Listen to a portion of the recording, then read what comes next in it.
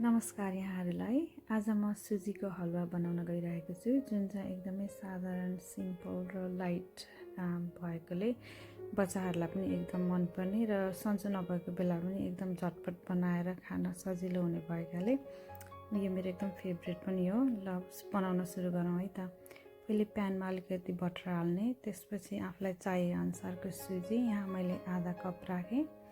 त्यसपछि यसलाई अलिक रातो हुन्जेलसम्म चलाएर भुटिराख्ने। सुरुमै चिनी हाल्दाखेरि चाहिँ डढ्ने हुने भएकोले मैले चाहिँ चिनी अलिक पछाडि हाल्ने गरेको छु। यसलाई यसरी रातो हुने गरी चलाइ भुटेपछि आधा कपको लागि 1 र आधा कप पानी राख्ने र यसलाई राम्ररी उम्लिन दिने। त्यसपछि यसलाई बिर्कोले छोपेर बेला बेलामा चलाउँदै मधुरो आगोमा पानी नसुकुन्जेलसम्म पकाइराख्ने र जब पानी सुक्न थालेपछि बिर्को निकालेर चलाउँदै अलिक सुक्खा नहुन्जेलसम्म यसलाई चलाइराख्ने।